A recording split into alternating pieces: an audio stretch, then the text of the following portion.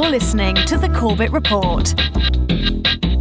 CorbettReport.com. Welcome back to the Corbett Report, ladies and gentlemen. I'm your host, as always, James Corbett of CorbettReport.com, coming to you from the sunny climes of Western Japan on the 28th of September, 2015, with a new edition of the Questions For Corbett podcast series. That podcast where you send in your questions and I mispronounce your name.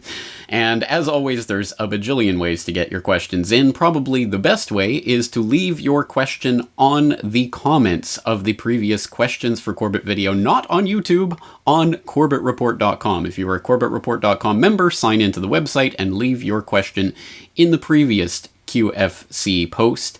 But there are other ways to send in your comments besides. A lot of people send in questions via my contact form, either by sending me an email or by leaving an audio message via the SpeakPipe application. You can, of course, tweet me your questions with hashtag QFC or any other method you like. I always suggest using a video sharing platform like YouTube or Vimeo or what have you to send in a video question, but I think it's been like a year and a half since we had a video question, so oh well. Anyway, as I say, lots of different ways to get me your question. However you do so, I will attempt my best to try to answer it, but as always, there are way too many questions to answer them all, so I have whittled it down to the handful that I think we can answer and tackle and chew in this particular edition of QFC. As always, links to everything I talk about will be in the show notes for this episode at CorbettReport.com. Let's get straight into it today.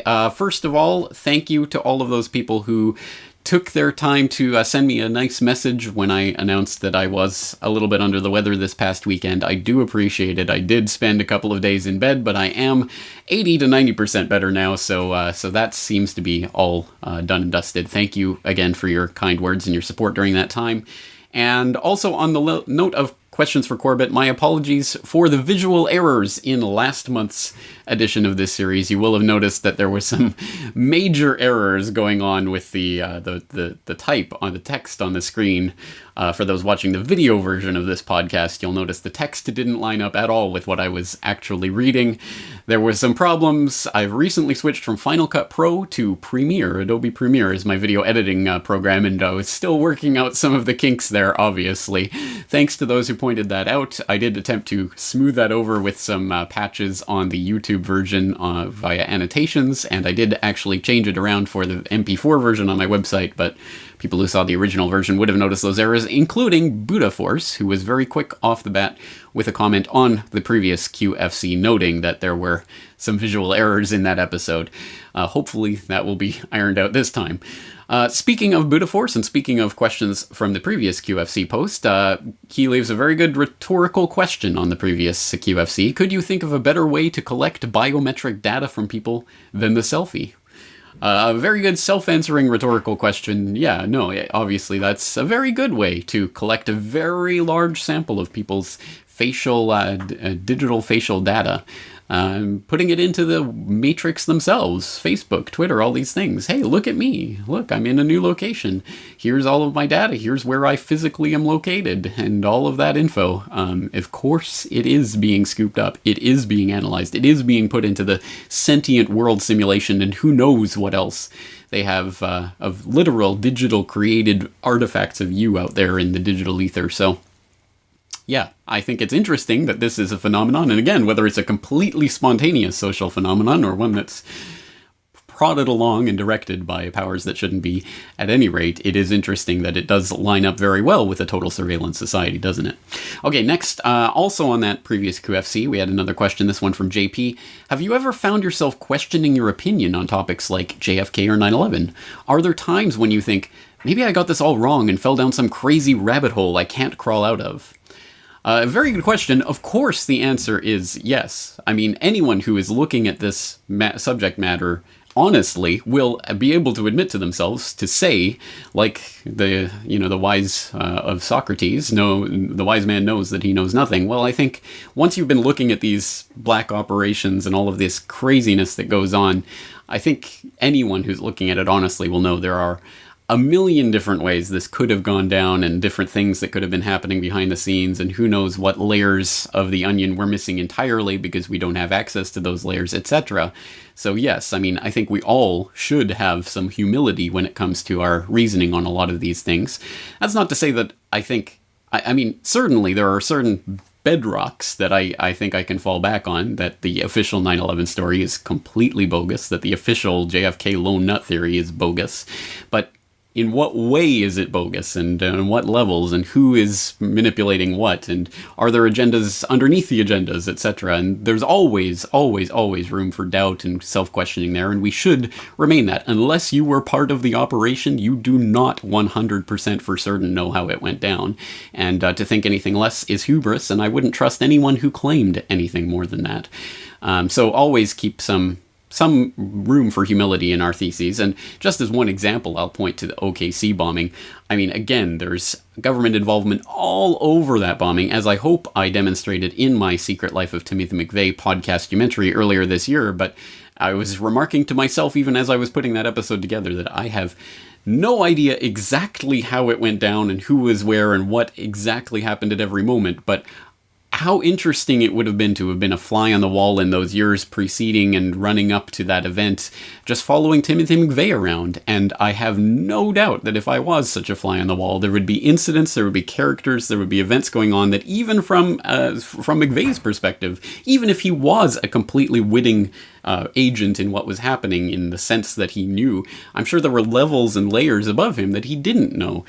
Just as anyone involved in that plot was probably only compartmentalized and only knew little bits of it. So there'd always be moments of aporia where you just have to scratch your head and say, I wonder what that was about. And it would be so fascinating to really have that perspective. But anyway, the short answer is yes, I think we need humility when it comes to things like these, and we should always question our assumptions. Moving along to Twitter, we had a question in from @GrownMNG. Sorry again for the mispronunciation. Don't you think the European GMO bans are only temporary until TTIP will kick into full effect? Yes. I mean, short answer, yes. And this relates back to a video or two that I did a while ago talking about the Scotland GMO ban and other European Union countries that are now starting to enact their right to assert their own sovereignty on the GMO issue, as opposed to the European sort of overall blanket approval or disapproval of various GMOs. So Scotland has banned the planting of GMOs. But yes, I mean, the point is that the ultimate answer, the ultimate solution to this is not government-level bans, because just as a government can come along and ban something, a government can come along and make it perfectly okay. The next government to get into power can completely reverse that decision. If we leave it in the hands of government, I mean, that's not a solution at all. That's just maybe at best a temporary bulwark. And as you say, there are these TTIP deals and things that can undermine whatever kind of national say may or may not actually be trying to oppose this agenda. Although if you ask the European Commission, they have a FAQ on the TTIP that specifically says, will the TTIP undermine EU countries' rights to ban GMOs? And it says, absolutely not. This will not affect, European Food Safety Association standards at all.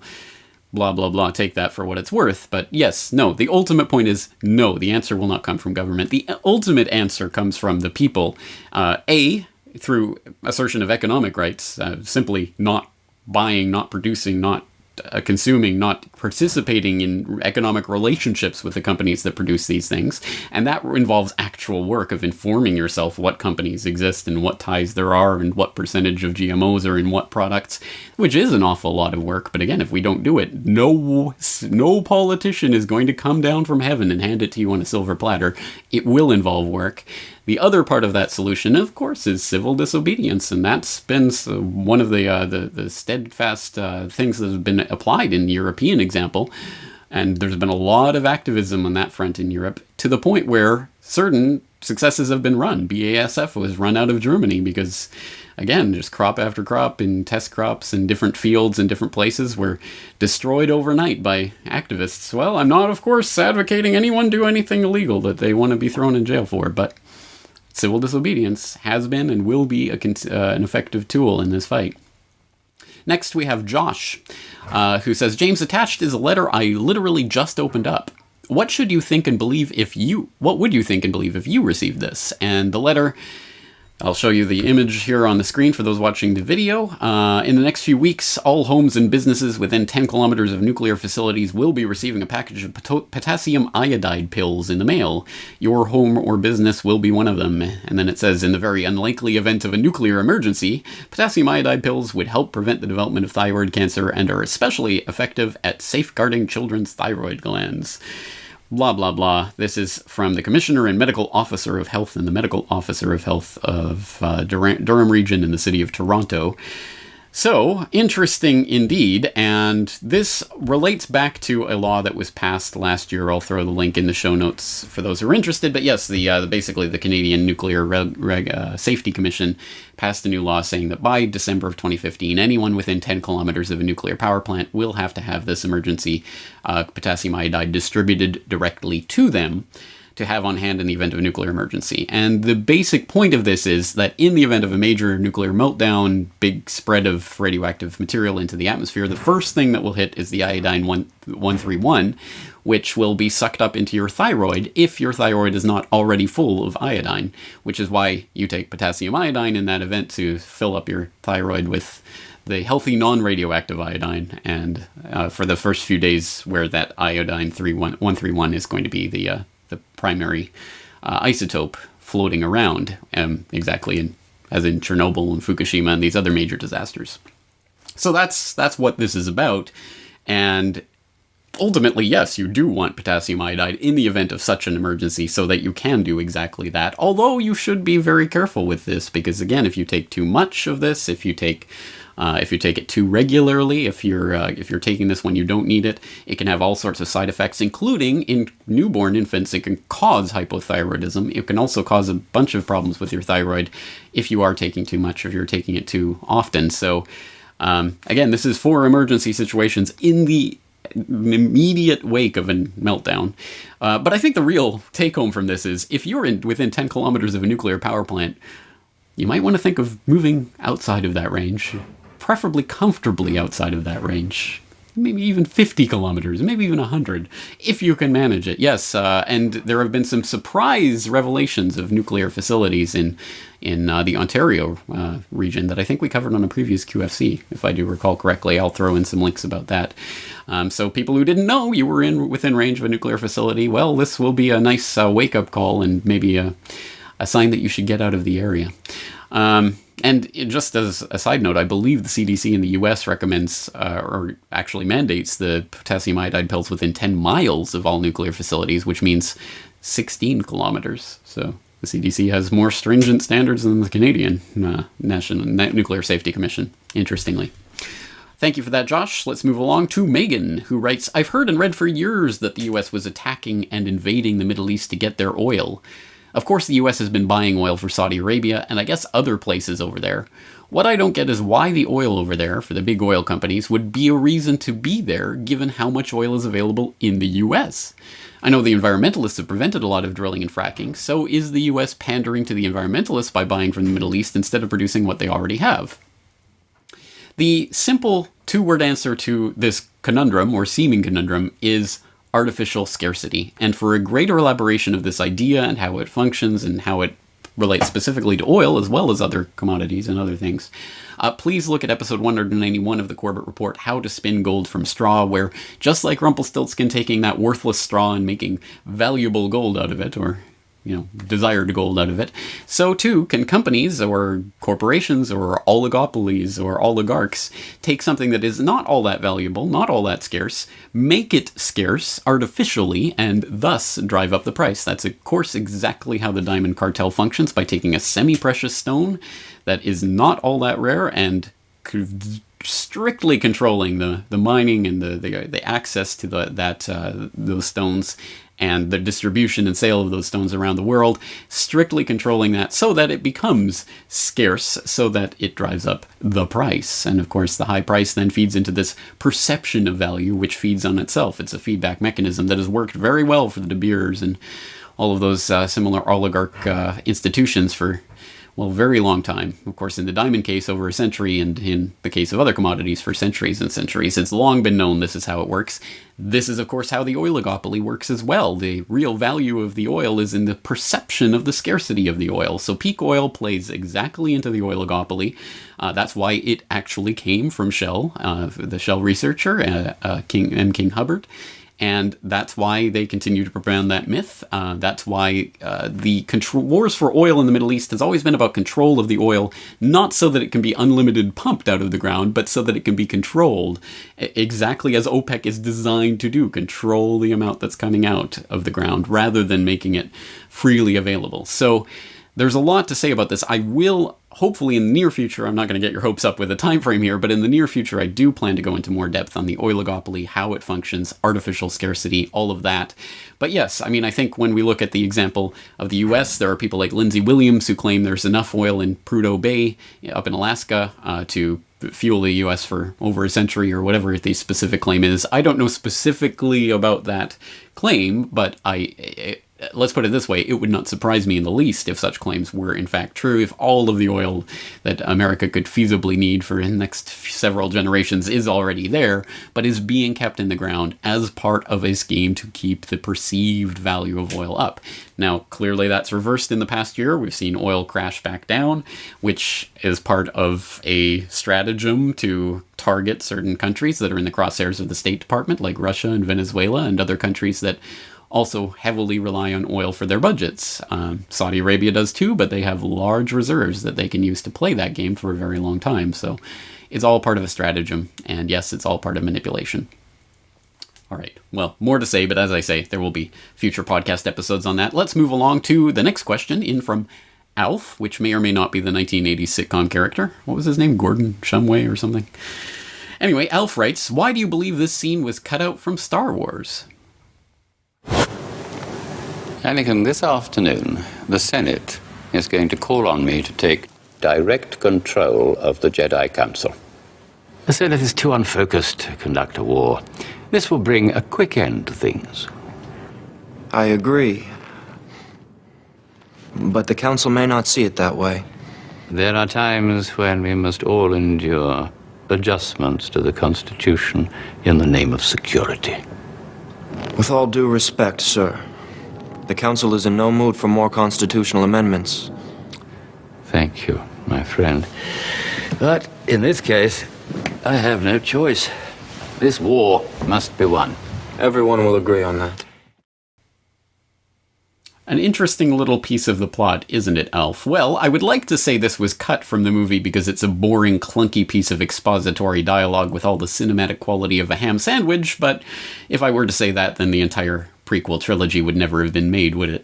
No, I think this was probably not cut as some sort of censorship of the, they went too far in revealing too much of the truth of our political reality, so much as it was timing and pacing and other such limitations, because I think that idea of the suspension of constitutional rights and how a republic becomes an empire and that transition was really at the heart of the prequels trilogy. So I think, especially in the second and third episodes, we definitely saw that developed in a lot of different ways. So I don't think this is necessarily a part that was hidden away from the public. I think, again, it's reflected in a lot of different ways, like the, so this is how a republic dies, to thunderous applause when the emperor unmasks himself and starts to, we have a galactic empire now, and everyone's applauding, yay. Or, of course, in that scene that I believe I had the chance to point out in episode 14 of the Corbett Report, where Anakin observes to Obi-Wan, you're either with us or against us, and Obi-Wan rejoins, only Siths deal in absolutes, which is an absolute itself for those keeping track at home. But anyway, which is clearly a reflection of Bush's, you're either with us or you're with the terrorists. I mean, these movies are clearly a product of its time in the early 2000s, the beginning part of the Bush presidency, the war on terror, all of that. I think this was quite obviously meant to be sort of a parallel of that, and it dovetailed in a number of different ways. This deleted scene is just one more aspect of that. Now, I guess there are a couple of different ways to read this. Maybe, George Lucas is super clued in and really trying to warn people about the war on terror and things, which to a certain extent may be true, but well, I do know that Jordan Maxwell, a.k.a. Russell Pine, is actually his real name. He took the name Jordan Maxwell from a Helena Blavatsky book, The Theosophist, nexused in with Crowley and all those types of figures. And that's a whole other story into itself. But anyway, Jordan Maxwell, quote unquote, likes to flash a picture of himself with Michael Eisner and George Lucas hanging around as if, maybe he had some input into the Star Wars series. But this, I think this picture looks like it's from the 80s, maybe somewhere around that time frame. So who knows what the current situation is? Who knows if he was just at some event where they were all together and he got a picture? I don't know. I mean, who really knows with Jordan Maxwell? But, yeah, I guess there's the indication that George Lucas may be clued in on certain things, but I don't really look for any real truths to be revealed from George Lucas, especially given the amount of time he's had and the amount of power and clout and money he's had to try to expose something more significant that I have not seen in really many of his works. Although his earliest film, his Student Art Day film, THX, 1139, was an interesting film and perhaps a candidate for film literature in the New World Order, more so than Star Wars, which would be a bit obvious. I think THX 1139 is an interesting movie and one about very much apropos to FL and WO type matters with the struggle of the human spirit against the oppressive forces of tyrannical control. So perhaps we'll talk about that more in the future in some of George Lucas's connections and what he may or may not know. But ultimately, no, I don't imagine this scene in particular was cut for any particular political purpose. I think that political theme is very much woven out throughout that prequel trilogy. Let's move on to Theo, who writes, while undoubtedly the CFR is headed by secret society members, and the Dulles brothers were heavily involved with the CFR, is there evidence of their involvement with other secret societies, particularly with regard to their time at university? Additionally, is the CIA itself a secret society, given that universities such as Yale and Princeton, which have notorious secret societies like Skull and Bones, are Quill and Dagger, and are known CIA recruiting grounds? Okay, to answer the first part of the question, the Dulles brothers, well, I know that Alan Dulles was at least alleged by many sources, and repeatedly, so I think there's something to it, to have been Knight of Malta, and nexused into that, the sort of Catholic side of the conspiracy, if we can call it that, when that relates to his time in Bern, Switzerland, and nexused in with the papacy, the Jesuits, the Swiss connection there. And that's further elaborated by his nephew, Avery Dulles, who became a cardinal and a high-ranking Jesuit priest. So there you go.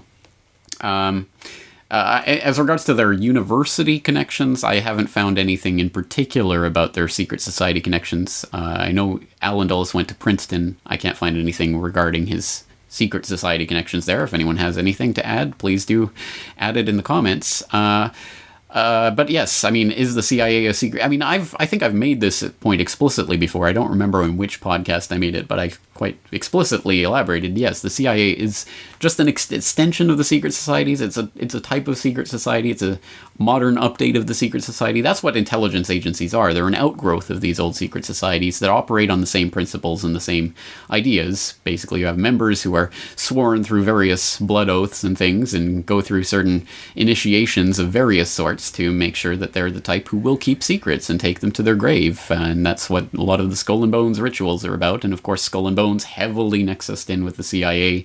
That's just one example, but one particularly interesting one. Yes, the CIA is infested with Yaleys and Yale men, and that's why the Yale songs have become the CIA drinking songs and things of that nature, as has been attested by a number of sources. And if you just look specifically even at Skull and Bones and some of the more famous Skull and Bones CIA connections, there's the appropriately named William Sloane Coffin, the ridiculously named Charles S. Whitehouse. You had William F. Buckley Jr., yes, not only of the National Review, but also, surprise, surprise, CIA, also Skull and Bones. And of course, Poppy Bush, George H.W. Bush, who of course went on to become director of the CIA, despite never having served for them in the 1950s. Zapata oil? No, none of that was CIA, right? And nudge, nudge, wink, wink. So yes, Skull and Bones, Yale, CIA, very much part of a nexus. And I don't think there's anything too surprising about that. I think we've elaborated that in the past. I would direct you to, for example, the previous episode of this podcast series, not this podcast, or not Questions for Corbett, the flagship Corbett Report podcast on fleshing out Skull and Bones. All right, let's move on to William.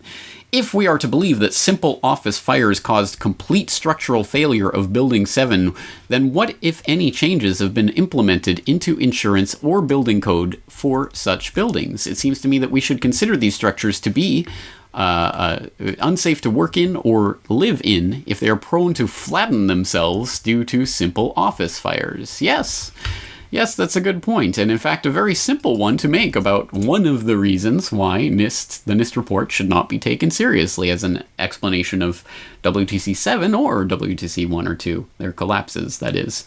This is a point that was made in the usual impeccably researched style of Kevin Ryan. You can find his article on this from September 7th, 2012 on digwithin.net. Are tall buildings safer as a result of the NIST WTC reports? And as I say, this is another very well-researched, heavily footnoted work of Kevin Ryan that does deserve to be read in its entirety for anyone even remotely interested with this question. But the pull quote that we'll highlight here, Kevin Ryan writes, quote, "Despite its grandiose claims, NIST knows that the building community has ignored the WTC investigation findings. That's clear from NIST's own tracking sheet on its website. This tracks all 30 recommendations from the NIST WTC investigation and lists the code outcomes from each. As of August 2011, the most recent update, not one NIST recommendation related to progressive global collapse, widely dislodged fireproofing, or linear thermal expansion has been adopted." And just to put that in even sharper perspective, the new WTC 7 erected in 2006 itself was erected before these building code recommendations were even made. So they didn't even wait for NIST to even pretend to conclude what had happened at the WTC or how to avoid it again. They just built a whole new building because it doesn't matter, because that's not how the buildings really came down. So again, it's just little things like that that seem like little points, but actually have huge ramifications that never get looked into, never get explored by proponents of the official theory. So again, it's a very good question. It's a nice insight, and it was covered, as I say, in the impeccable usual style of Kevin Ryan. I will direct you once again to that article. Link in the show notes as always. All right, let's move on to an audio question. Once again, you can leave your audio questions via the SpeakPipe application on CorbettReport.com's contact form, and this question comes from Olav. Dear James, we enjoy your show, have donated and will contribute where relevant and possible. Your show, however, paints a pretty bleak picture for humanity in the medium long term. It irks my wife and leaves me feeling quite isolated when trying to discuss and forge a way out of this bad credit-swollen, war-addicted climate disaster all waiting to happen. Our question is that, given that we have X amount of time left before one or more of these life-changing cataclysms comes bearing down upon us, effectively making our cash worthless, the planet completely unsafe, or a totalitarian tyranny only a breath away from becoming violent and extremely oppressive, what are we to do next? To expect in the next 5 years living in the UK? Are we doomed? Should we move to New Zealand now and dig in, leaving all the family and friends behind? It is very hard to discern a way through the cacophony of bad news and the advice to go run and hide. It has affected my marriage, and I just want to make my wife and family safe. Any take on this will be greatly appreciated. Love, Olav. Thank you very much for articulating this question, Olav. It is an extremely important one, although it is always disheartening to hear this question, because if there is anyone out there who places the Corbett Report amongst that cacophony of bad news and fearmongers and people screaming that the world is coming to an end and we're all going to die, then I have signally failed in my duty, or am signally failing in my primary duty here, which is to be a voice counter to that particular voice out there, which I'm sure everyone has heard. There's all sorts of different places you can go if all you're interested in is the fear porn aspects of all of this and disheartening bad news nonstop. I hope, I think that the Corbett Report is, or at least aspires to be, something different than that. So it's disheartening to hear that that message isn't getting through. But let's look at some of the different responses to this. And I think the first thing to say is that I cannot and will not and am unable to predict what things will look like in the next 5 years in the UK or anywhere else. But I would say that it is demonstrably true that regardless of what type of future may be coming, and even if it is the absolute worst that some people are proclaiming, that it is going to a Mad Max scenario and, hell on the streets, basically, within the next 5 years, as some people believe, or even, well, I guess the Shemitah is a little bit late, but I'm sure it's coming any day now, right? Anyway, that type of fear-mongering, even if that does come true, and I think there are lots of different ways that the changes that are coming can be brought about without that type of complete cataclysmic collapse. I think there are different scenarios of collapse than that one. But even if that did come true, it is still demonstrable that right now, in this pocket of opportunity, we are aware of the types of changes that are coming and the things that are planned, but we have the space and opportunity to do something about them. So the future is not written yet. I don't want to sound like Terminator 2 here, but literally, we can create the type of future that we want. And if we ever lose sight of that, then we might as well just go and suck our thumbs in a corner because there's nothing else to do, right? Might as well just go get completely drunk off your head and forget who you are and why you exist because, what are you going to do?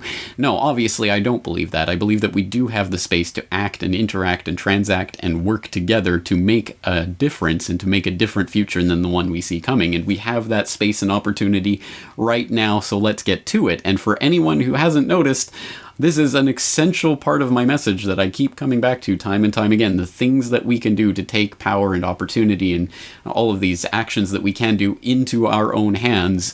And just as one easy way into that, just go to the front page of CorbettReport.com, go to the tag cloud and click the solutions tag or type solutions into the search engine. You'll get dozens and dozens and dozens and dozens of podcasts, interviews, videos, articles that I've written and composed in the past on these types of subjects. For example, if you want to know how to fight back against the corporatocracy and how it tries to direct and control our lives, you can go to episode 275 of the Corbett Report, Solutions, Boycotts, and Boycotts. If you want to know how to get yourself off the industrial food chain that is poisoning us and the environment, go to Solutions, Guerrilla Gardening. If you want to know how we can help to start to construct an alternative economy that can survive against whatever backlash and cataclysm they have planned for us, you can go to something like Solutions, the peer-to-peer economy. If you want to know how we can contribute to creating an alternative to the internet structure that we know is surveilled and tracked and controlled 8 ways from Sunday, you can go to episode 262, Solutions, Pirate Internet.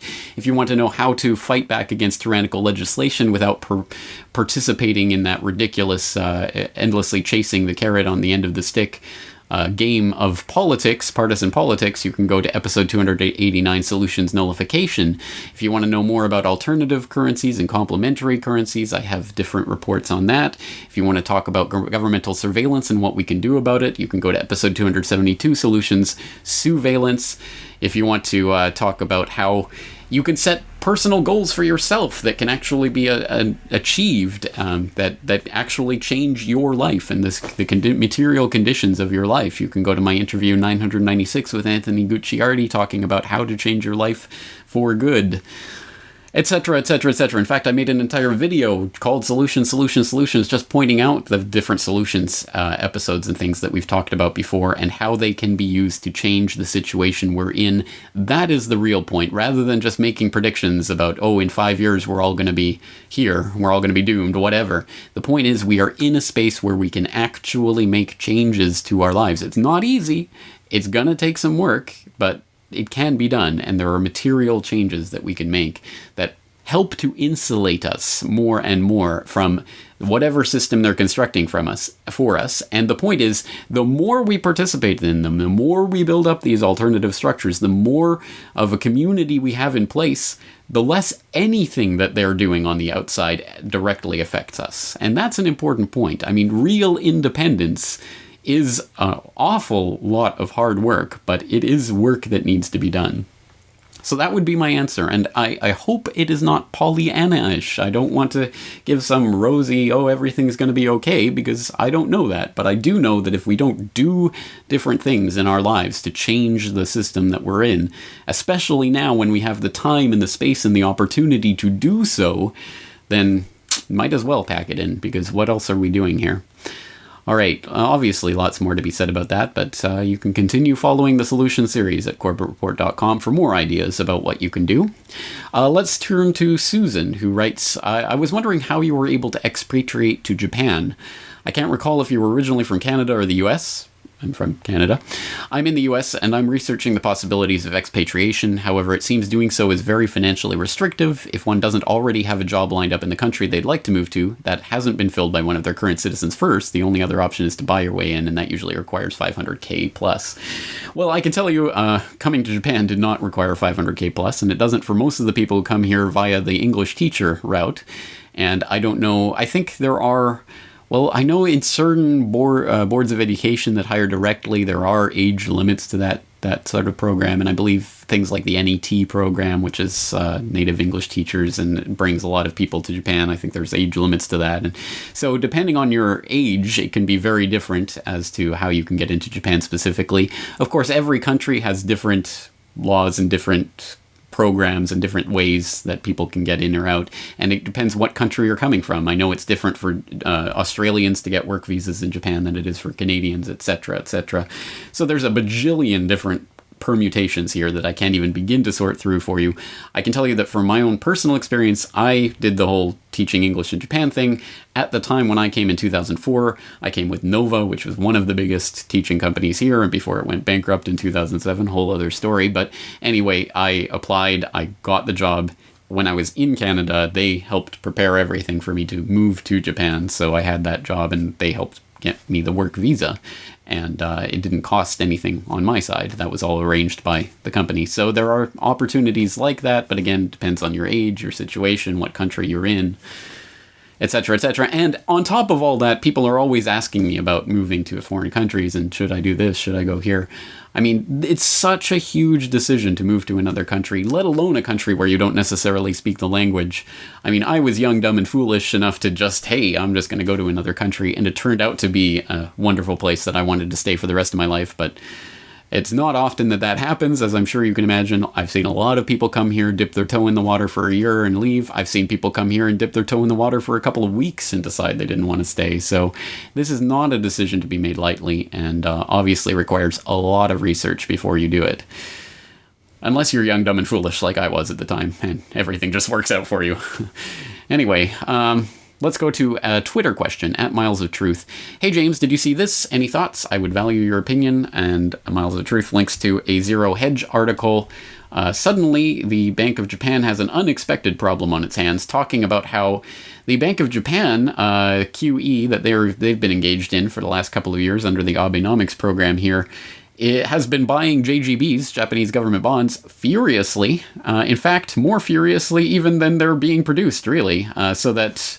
As Takuji Okubo from Japan Macro Advisors warned last year, the BOJ could end up owning half of the JGB market by as early as 2018.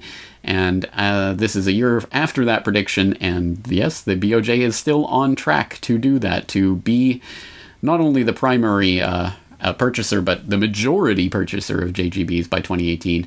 And of course, at the time, Okubo warned that the BOJ is basically declaring that Japan will need to fix its long-term problems by 2018 or risk becoming a failed nation. That's a bit of a presumption. I think the BOJ and the proponents of this QE infinity madness don't really care if the BOJ is outright monetizing the debt and outright buying 100% of JGB issues. It wouldn't matter to a lot of these proponents, the Krugmans of the world and Keynesians of that ilk.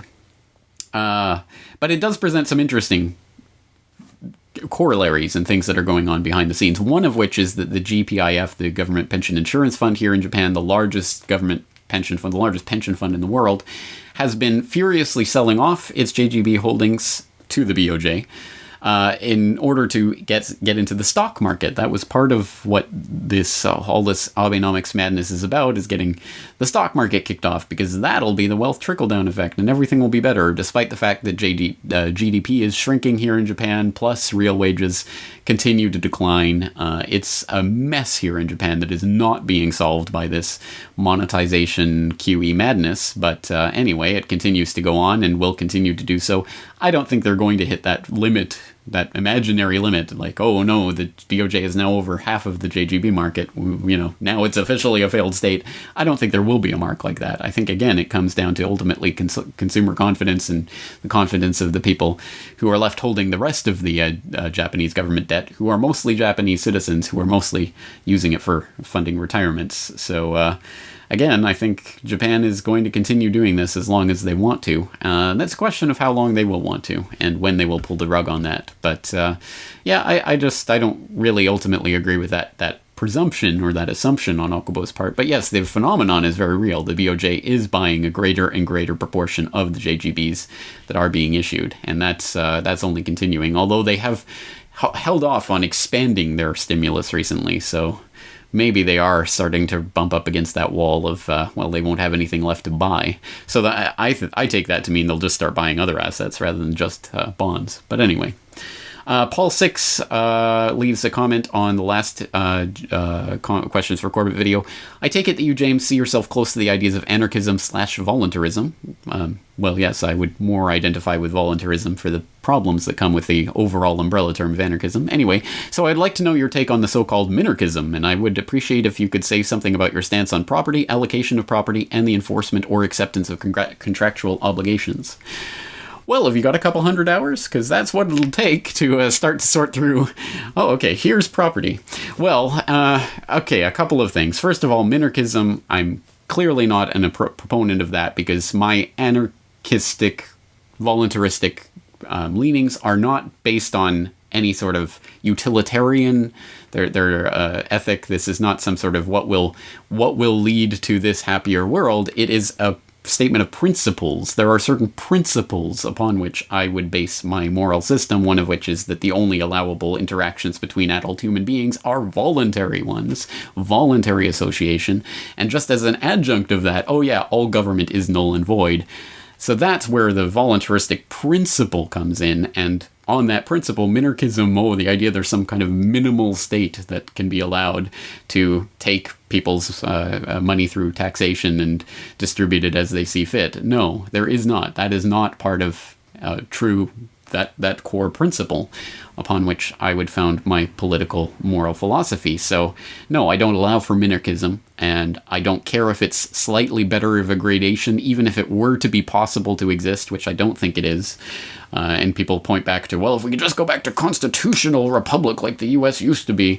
No, the constitutional republic that the U.S. used to be was immediately and 100% subverted by the very people who signed those documents, like Washington and the Whiskey Rebellion and that, that all of that nonsense that went on in the early part of the Republic that was just shades of what was to come. And whatever else you say about that original minarchist constitutional republic that the U.S. supposedly was at some point, it has become the most behemoth, world-striding empire ever known to humanity. So clearly that Bill of Rights didn't protect you from anything. And now it's being eviscerated for the piece of paper that it is. So, I'm not a minarchist.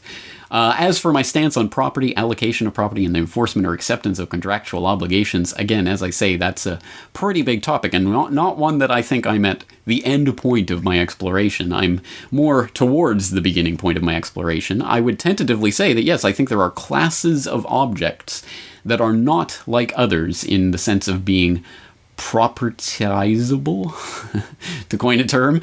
There are certain things that I don't think are amenable to that idea of ownership in the sense that you can own in and destroy and use in whatever way you like as other things. So that, for example, can you own a river? Can you own the air in the space above a certain patch of land? Can you own these things that are part of the natural environment and are subject to flux and are not clearly delimitable? I would say there are huge problems in saying that you can, and ones that I haven't seen properly teased out by people who say that homesteading is the be-all and end-all of property. Having said that, again, I'm not at the end point of that exploration, so I'm speaking of the beginning point of that exploration. For people who haven't seen, I recently released the complete audiobook of Jacques-Pierre Proudhon. That's not his name, is it? What is Property? the entire audiobook is now available, all 13 hours of it, for your listening pleasure. Available as high-quality 128 kbps MP3s in different parts, or the entire thing in a lower-quality 32 kbps. Available as part of the Well-Read Anarchist podcast series, and there will be a discussion on that book and its place in anarchist literature coming up shortly, so there's a lot more to be said about that. Again, that's just the beginning point of such an exploration, but a good place to begin to at least start to tease out the question of what is property. And on a slightly related note, we also had a question in from Olivier, who wrote, "By buying food for your 3-year-old, you impose your choice of food on him. By defending your audio cables against his presumable assaults, you limit his freedom. Some aspects of parenthood seem to be at odds with the anarchist idea of nobody being anybody's boss. Have you ever tried to reconcile the anarchist principle with parenthood? When and at what point, in your opinion, does parental authority cease to exist?" Well, that's an excellent question, a very important question, in some ways even more fundamental, or at least very much related to that earlier question about property and contractual obligations, etc., and one that has a much greater impact on probably the future of humanity than most people would even think on first thought. And so there's a lot to be said. I won't try to say everything. I'll throw in some links to some different perspectives on this so that you can go and start reading and getting some ideas. For example, I'll throw in The Grayness of Children's Rights by Wendy McElroy, posted to dailyanarchist.com. I'll throw in Identity Check, anok.blogspot.com, Anarchist Parenting, Why Discipline is So Important. I'll throw in Prioritizing Kids in the Anarchist Community. What methods of child rearing do anarchists advocate? Again, these are just starting points of exploration. I'm not particularly advocating these viewpoints, but I do think that there's something embedded in, an assumption embedded in the question there from Olivier, which is the idea that anarchist principles are against the idea of bosses of any sort. Well, again, that's, maybe in a certain stream, the, original anarchists and the anarchist syndicalist and anarcho-socialist traditions of anarchism, etc. I don't subscribe to those. That's, again, why I avoid the whole anarchist label, because I think it's much too broad an umbrella with too many contradictory things underneath it to be of any real value as a category. But no, I don't think there is such a thing in my own principles and beliefs as, well, there should be no bosses of any sort. No, I think as long, again, as the relationship is voluntary, of course there can be hierarchies of that sort, and those are based on, again, either voluntary association and or hopefully there's a difference between a hierarchy of ability and knowledge and a hierarchy of authority, as in you have to do what I say because you are now in this position. So having said that, I think that the children obviously do not have abilities that would allow themselves to be independent functioning human beings that mean that there has to be parental responsibility in there. And again, there's a lot of ways to argue this. You could go with Murray Rothbard and say that literally parents have zero actual positive obligation to do anything for their children. They shouldn't kick them, they shouldn't hurt them, they shouldn't kill them or deprive them of life, but they're not under any positive obligation to do anything for them. Feed them, clothe them, do anything. So they can let their children starve to death, and that's perfectly morally admissible. Almost no one defends Rothbard on that position. And even Rothbard's most vociferous defenders part ways with him on that one, and I think for obvious reasons. So I think this goes back to the question of parental responsibility, and I certainly do think there is an age at which children become adults in the sense that they are able to enter into knowledgeable and full partners in voluntary associations, in contractual associations with others. I think there is some age at which that takes place. Again, the state saying it's 18 years old or whatever may be an arbitrary number, but I think there is some age at which that happens. Maybe it's different for every child, but again, there is some age, and under that, I think the only person with any sort of obligation to do anything for the children would be the parents. I think that would be the original, and of course they can maybe defer that by adopting their children out or what have you, but at any rate, that obligation rests with those who created the life. But again, there's so much to tease out from this that I can't possibly do it justice here. And again, this is another part of the aspect of what we'll be discussing in the Well-Read Anarchist series. And there's many different thinkers who've had a lot to say over this. So again, I've thrown in those links to some of those articles, those overview type articles, to at least get you thinking along these lines. And there's lots of different responses in there. Of course, please add your own thoughts and ideas and opinions on this into the mix in the comments section of this Questions for Corbett. Whew, moving right along. Mike asks, I show people your videos and others. Their comments are that we are suggesting what we are suggesting must have involved so many people. There surely would have been more whistleblowers. Can you help me answer that objection? Yes, I can. I'm glad you asked. I have a couple of different things on this. One is Meet the 9/11 Whistleblowers, which was a video that I did, I think, a long time ago, specifically, as the title says, on the 9/11 whistleblowers. And I also did an article a while back that I will throw again into the links in the show notes here, called A Guide to the 9/11 Whistleblowers. This was from 2010, which started by saying, when losing a discussion of the facts of 9/11, a so-called 9/11 debunker will often rely on an old canard to prove that 9/11 could not have been an inside job. So many people want their quarter hour of fame that even the men in black couldn't squelch the squealers from spilling the beans, write self-satisfied defenders of the government story. According to the logic of this argument, if there are no 9/11 whistleblowers, then 9/11 was not an inside job. So what if there are 9/11 whistleblowers? What if these whistleblowers come from every level of government and private industry, individuals who even had their cases vindicated by internal governmental reports? As you're about to see, there are numerous such whistleblowers, and each one is a thorn in the side of those who pretend that the 9/11 Commission represents the sum total of knowledge on the 9/11 attacks. So you can continue reading from there about some of those 9/11 whistleblowers and what their knowledge reveals about the impossibility of the official 9/11 fairy tale. So yes, there are 9/11 whistleblowers, and that fact blows that objection out of the water, but it's interesting that most people don't know about any of the 9/11 whistleblowers, and they are not paraded around as they should be, more, and their cases scrutinized more closely. But we would not expect that from the mainstream media, would we? All right, let's move along to a question from QFC, from Corbett Report member, Candide Schmiles, who wrote in by email, Julian Assange has been trapped in the Ecuadorian embassy for over 3 years now. As a fellow journalist, do you have any comments to make on his plight? Well, nothing other than the obvious. I mean, I think, regardless of what you think about Assange and WikiLeaks, and personally, I think there's the most generous you can say is that it's the type of organization that can and has been used to seed government and propaganda in various nefarious ways, like, oh, the Afghan war logs, they must be full of such rich and important and information the government doesn't want you to read. They're propagandized, heavily censored, and already beginning to sow the seeds of war lies in the war logs. Oh, they don't want you to read this, it's so secret, only WikiLeaks will release it, and then it gets this sort of mystique to it. So I think WikiLeaks puts a little mystique on official government propaganda in cases like that.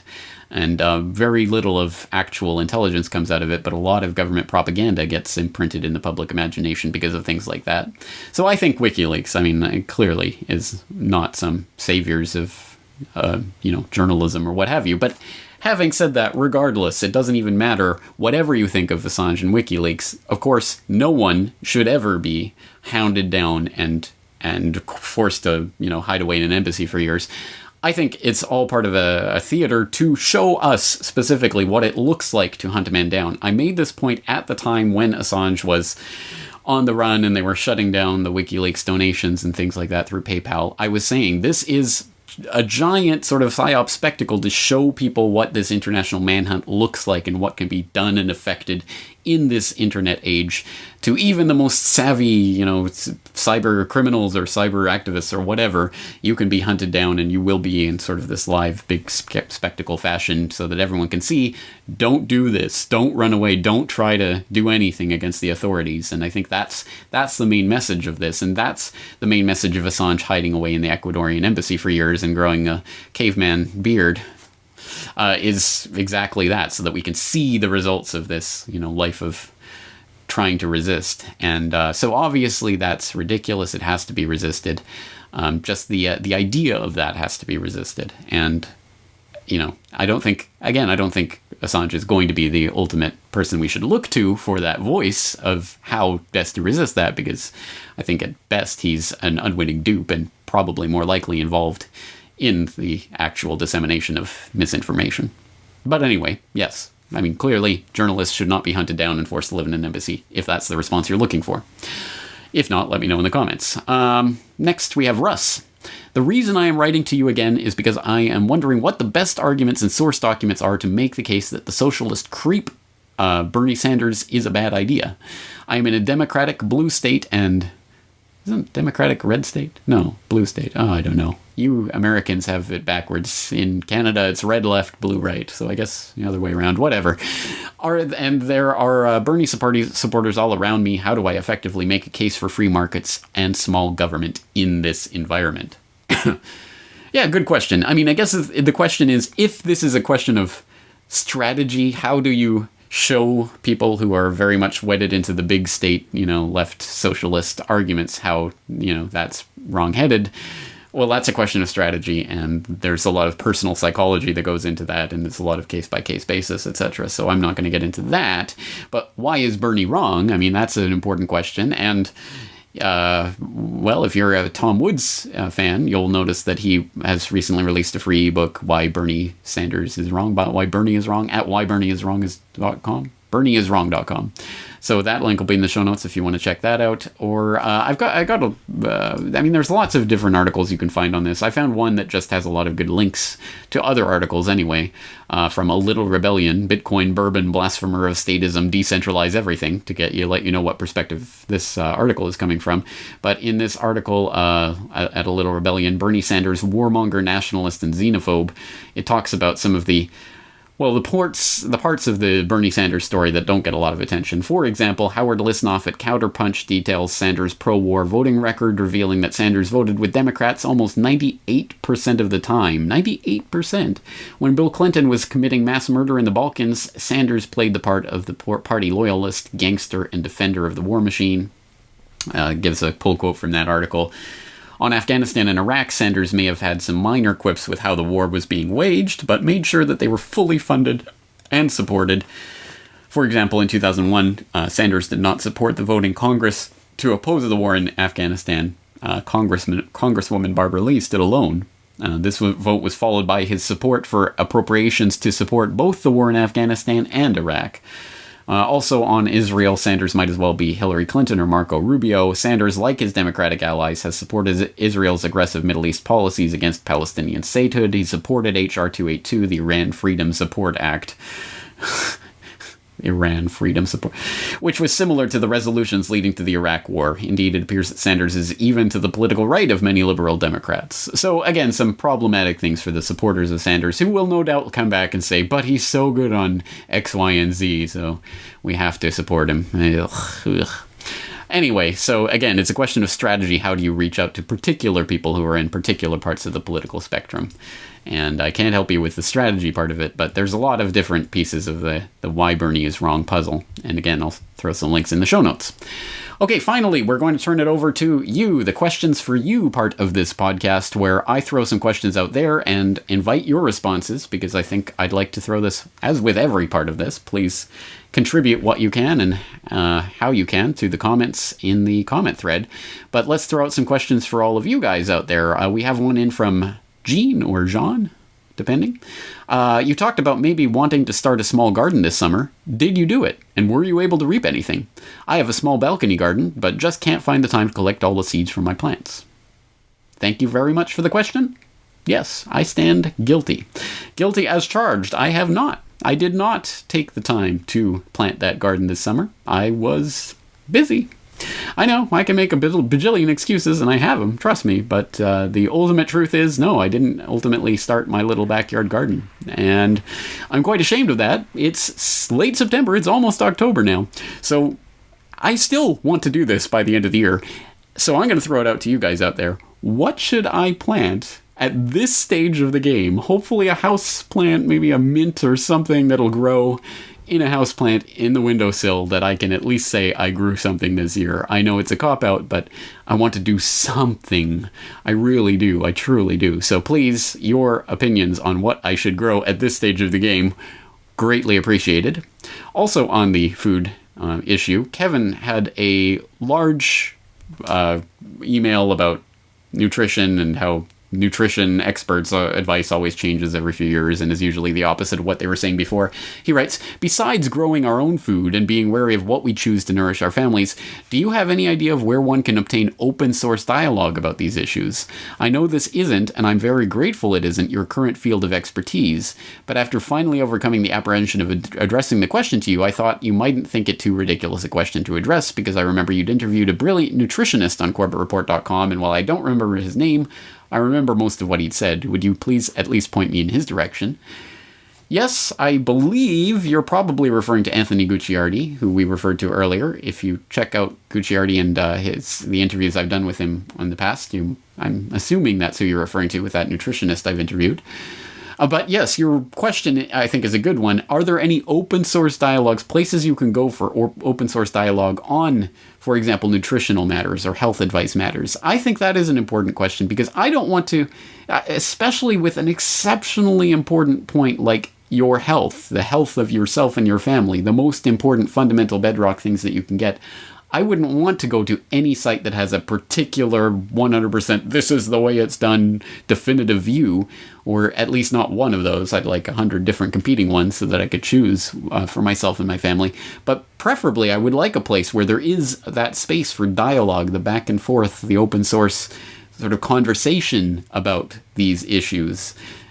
Is there a good forum of that sort online? Do you know of one? Do you participate in one? If so, where is it? Link would be appreciated. Please leave it in the comments. That's from Kevin. Thank you. Moving along, Randall has a question. John McCloy was called the chairman of the establishment, and many suggest that McCloy was succeeded by David Rockefeller. Is DR still the chairman, or has he been succeeded by someone? Given DR's age, Rockefeller's age, the question has some urgency. Yeah, I believe Rockefeller just clicked over 100, didn't he? So yeah, I'm pretty sure he has been succeeded at this point as chairman of the board, as it were. But by who? I think that's a good question, and I think there's a lot of different candidates that I could put out there, but I'd be very interested to hear your opinions on that one. In terms of the functional, on-the-ground gopher, the man who is that nexus of so many different things, the way Rockefeller clearly was, as Citibank and all of the things he was involved in, and all of the free trade agreement for the Americas, and all of the the million things that he was puppeteering and honorary president of Trilateral Commission and Bilderberg Steering Committee and all of that. I mean, who's that person in this day and age? I think that's a very good question, and one that I'll throw open to you guys. And finally, Corbett Report member The Will left this on the last QFC. Speaking of history of interesting American cultural developments, how about the Peace Corps, a government agency founded in the 1960s that hasn't worked itself out of a job, but has been assimilated into the Defense International Development Industrial Complex? So where is it today? Why does it still exist? Who is it really serving? Anyone interested in an open source investigation on this one? Excellent question, The Will. If you or anyone else has anything more to add to that, please contribute to that. I'd love to see your comments. So again, please leave those comments. CorbettReport.com members can log into CorbettReport.com and leave your comments and or questions for the next QFC on this post at CorbettReport.com. As I say, you can tweet or email or speak pipe or leave a video message. Lots of different ways to get your questions in. I do appreciate them. I tried my best to make this under an hour, but I think it's gone over. So once again, thank you for your patience with all of this. As I'm sure you can appreciate, a ton of research goes into all of the Corbett Report podcasts, interviews, episodes, videos, including these QFC episodes, as attested to by the mile-long show notes list for each one of these episodes. If you do appreciate this research, if you do get something out of it, please do support it. I rely on your support to literally keep the lights on here. So a subscription of as little as $1 a month does help to fund this media and make it possible. Thank you to all of you out there. This is James Corbett of CorbettReport.com, recovering from my recent bout of ill health, and looking forward to talking to you again very soon. The Corbett Report is brought to you by the Corbett Report subscriber. a weekly newsletter featuring James Corbett's International Forecaster editorial, recommended reading and viewing, discounts on Corbett Report DVDs, and once a month, a subscriber-only video. Sign up today to start receiving your copy at corbettreport.com/support.